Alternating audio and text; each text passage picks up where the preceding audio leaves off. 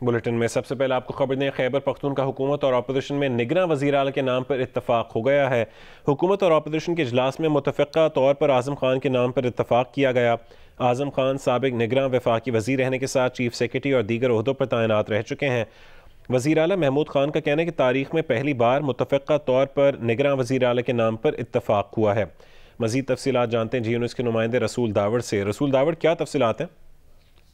जी बिल्कुल, खैबर पख्तूनख्वा के लिए जो नामजद निगरान वज़ीर आला है उस पर इत्तिफाक हो गया है। मोहम्मद आज़म खान जो ब्यूरोक्रेट है, सीनियर है, उस पर वज़ीर आला खैबर पख्तूनख्वा और अपोजिशन लीडर अकरम खान दुरानी के दरमियान आज मुलाकात हुई और इस मुलाकात में जो बुनियादी किरदार अदा किया वो साबिक़ वज़ीर आला परवेज़ खट्टक ने। इस इजलास में मुत्तफ़िक़ हो गए। मुख्तलिफ वज़ीर आला की जानिब से 3 नाम पेश किए गए थे, इसी तरह अपोजिशन लीडर की जानिब से 2 नाम पेश किए गए थे, जिनमें से अपोजिशन के नाम में से एक नाम का इंतखाब किया गया। और इस वक्त मोहम्मद आज़म खान का जो नाम है उस पर इत्तिफाक किया गया है। वो अभी हमने गवर्नर हाउस से भी बात की, उनका कहना है कि उनके हवाले से जो मुरासला है वो गवर्नर हाउस को मौसूल हो चुका है और गवर्नर खैबर पख्तूनख्वा कल इस मुरासले की नोटिफिकेशन करेंगे। तो निगरान वज़ीर आला खैबर पख्तूनख्वा का जो होगा, इसमें काफ़ी कशमकश हुई अपोजिशन और हुकूमत के दरमियान, लेकिन बिलाखिर स्पीकर हाउस पर इत्तिफाक किया गया कि स्पीकर हाउस में मुलाकात करते और उसमें मुतफ़िक़ा तौर पर एक नाम पर मुतफ़िक़ हो गया और उसका बाकायदा ख़त लिखा गया। गवर्नर हाउस को मौसूल हो चुका है। कल गवर्नर हाउस या गवर्नर खैबर पख्तूनख्वा नोटिफिकेशन जारी करेंगे और निगरान वज़ीर आला का इंतखाब होगा। बहुत शुक्रिया रसूल दावड़ अपडेट करने के लिए। और दूसरी तरफ पंजाब में निगरान वज़ीर आला के तकर्रुर का मामला अब तक जूं का तूं है। हुकूमत और अपोजिशन की पार्लिमानी कमेटी में किसी नाम पर इत्तफाक नहीं हो सका। निगरान वज़ीर आला के तकर्रुर का मामला अब इलेक्शन कमीशन के पास चला गया है। हुकूमत की जानिब से अहमद नवाज सुखेरा और नवीद अकरम चीमा के नाम दिए गए हैं, जबकि अपोजिशन की जानिब से आहद चीमा और मोहसिन नकवी के नाम निगरान वज़ीर आला के लिए दिए गए हैं। इलेक्शन कमीशन इन चारों में से किसी एक को निगरान वज़ीर आला पंजाब मुकर्रर करेगा। स्पीकर सत्तैन खान ने पंजाब में इंतखाबात की तारीख देने के लिए गवर्नर पंजाब को ख़त भी लिख दिया। स्पीकर पंजाब असम्बली ने ख़त में गवर्नर से सूबे में जनरल इंतखाबात की तारीख देने का मुतालबा किया है। आगे बढ़ा आपको बताया, IMF का वफ़द जनवरी के आखिर में पाकिस्तान का दौरा करेगा।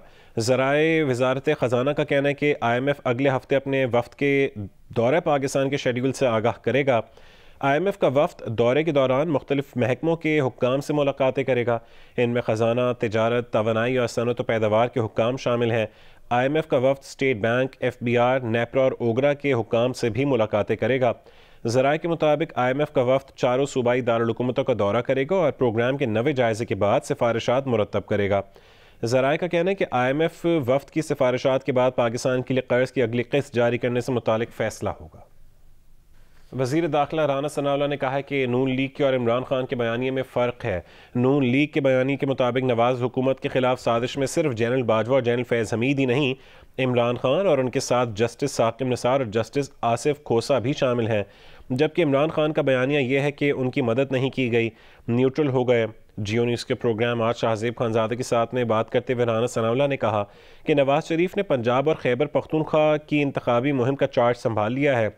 मरीम नवाज की वतन वापसी का प्रोग्राम फाइनल हो गया है। पंजाब में भरपूर तरीके से इलेक्शन लड़ेंगे। नवाज शरीफ वतन वापसी की तारीख का ऐलान खुद करेंगे।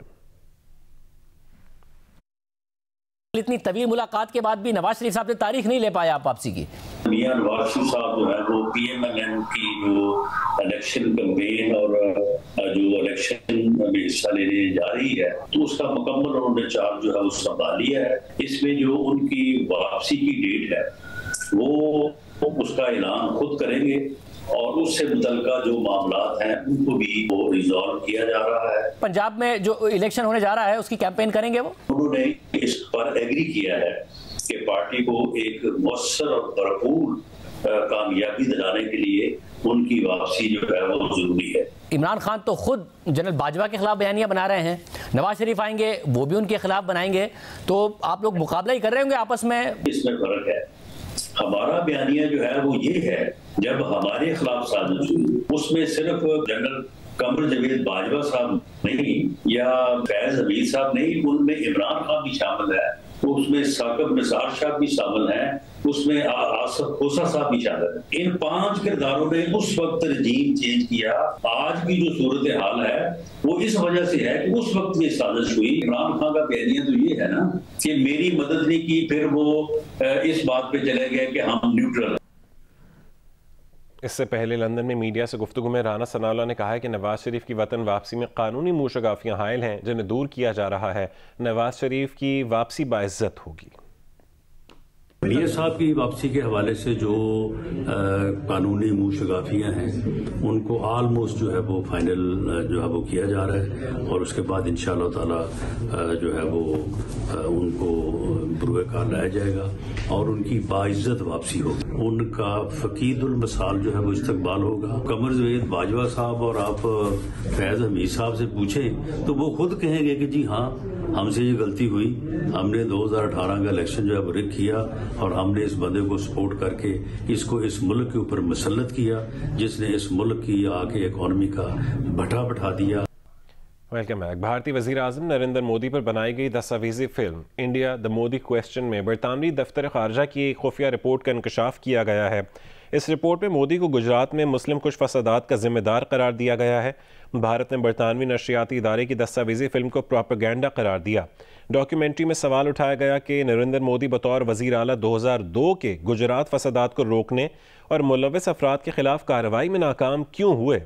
2 हिस्सों पर मुश्तमिल इस दस्तावेजी फिल्म पर भारत में पाबंदी है।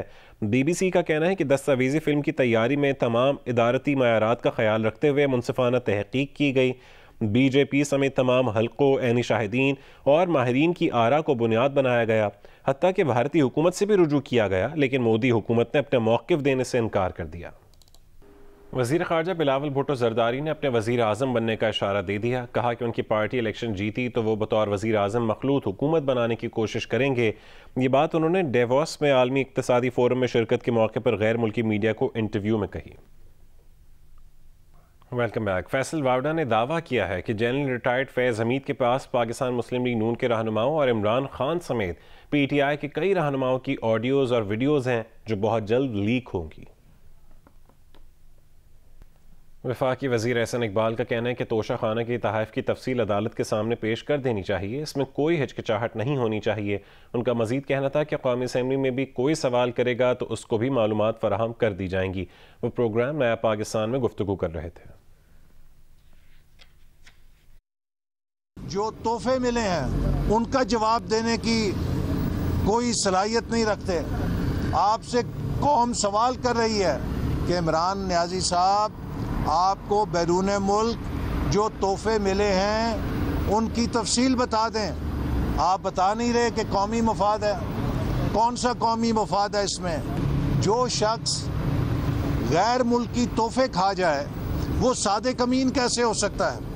एहसन साहब, ये 10 दिन पहले आपने कहा था, लाहौर हाई कोर्ट ने कल तफसीलात मांगी तो सेक्रेटरी कैबिनेट ने कहा कि हम ये नहीं दे सकते इंफॉर्मेशन तोशा खाना के रिकॉर्ड की क्योंकि क्लासिफाइड इंफॉर्मेशन है। और अमेजिंग बात यह है कि क्लासिफाइड भी आपकी हुकूमत ने इसको 2015 में किया था। अब हम PTI से भी ये कहते थे दोस्त ममालिक के नाम ना बताएं, सिर्फ ये बता दें क्या क्या तोहफे मिले हैं और कितने पैसे दे के वो तोहफे रखे। उस वक्त तहरीक इंसाफ भाग रही थी, अब आप भाग रहे हैं। नहीं, ये तो कौमी असेंबली के अंदर कोई भी मेंबर सवाल करे वो ले सकता है। इससे पहले वजारत खारजा ने भी कौमी असेंबली को इनकी तफासील दी हैं और मैं ज़ाती तौर पे समझता हूँ कि ये अगर किसी कैबिनेट सेक्रेटरी ने ये जवाब दिया है तो हमें इसमें कोई हिचकिचाहट नहीं होनी चाहिए। हमें उनकी तफसील जो है अदालत के सामने देनी चाहिए, जिसने भी जो तोहफे वसूल किए हैं। पाकिस्तान और रूस के दरमियान बैनुल हुकूमती कमीशन के मुज़ाकरात इख्तिताम पजीर हो गए। रिपोर्ट करेंगे सैफुर रहमान। पाकिस्तान और रूस का तवानाई के शोबे में जामे प्लान तैयार करने का फैसला, तजारत और सरमायाकारी बढ़ाने पर भी इत्तफाक। तवानाई, ज़राअत, सनत, तालीम, मालियात और साइंस व टेक्नोलॉजी के शोबों में भी ताउन बढ़ाया जाएगा। ये फैसला किया गया पाक रूस बैनुल हुकूमती कमीशन के इस्लामाबाद में 3 रोज़ा मुज़ाकरात के दौरान। रूसी वफ्द की क़ियादत रूस के वज़ीर तवानाई और पाकिस्तानी वफ्द की नुमाइंदगी वफाकी वज़ीर इक़्तिसादी अमूर अयाज सादिक ने की। Both sides agreed to further strengthen and enhance collaboration in the field of trade, Pakistan और रूस ने तिजारत और सरमायाकारी बढ़ाने, तवानाई, ज़राअत, सनत और तालीम समेत मालियात और साइंस और टेक्नोलॉजी के शोबों में तावन बढ़ाने पर इत्तेफाक किया है।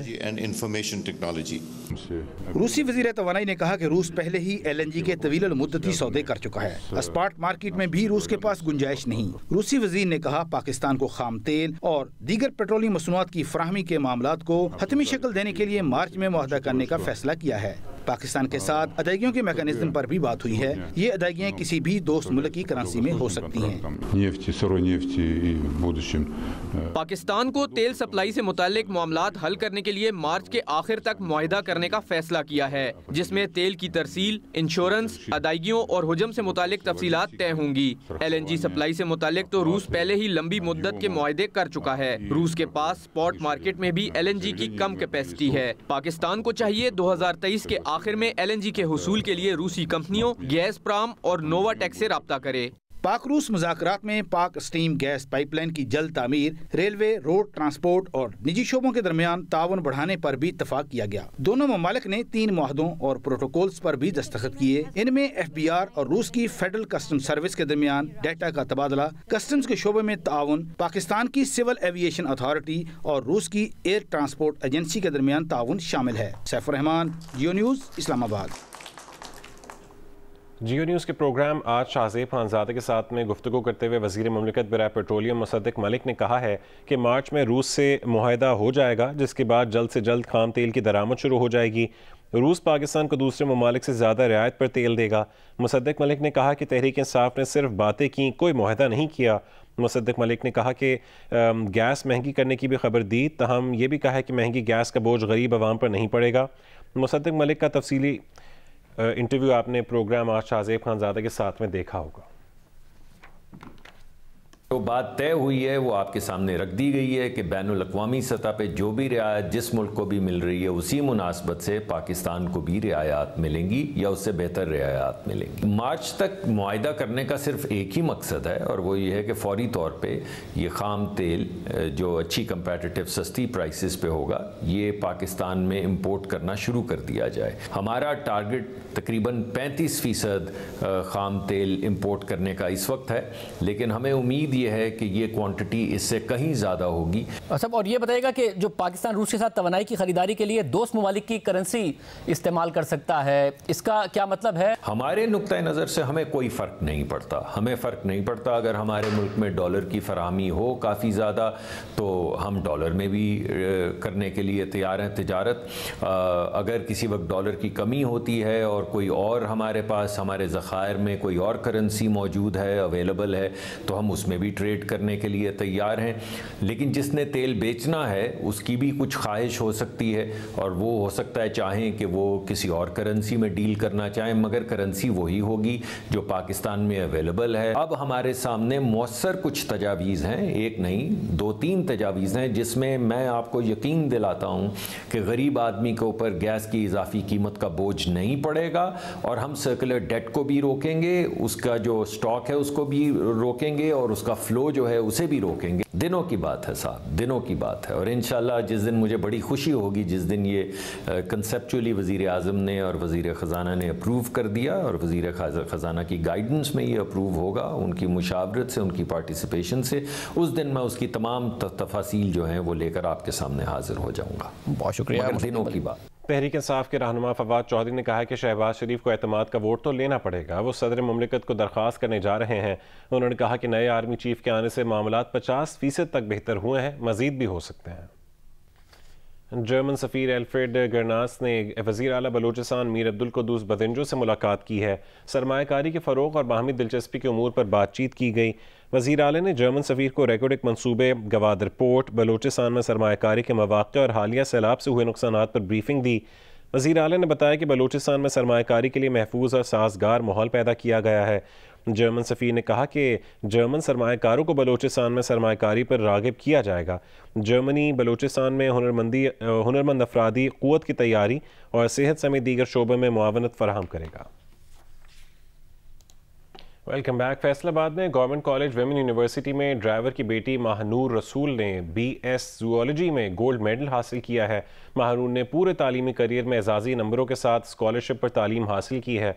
महानूर के वालिद टैक्सी ड्राइवर हैं जिन्होंने कम आमदनी के बावजूद बेटी को आला तालीम दिलवाई। बेटी ने अपना मेडल वालिदा के गले में डाला तो उनकी आंखें नम हो गईं।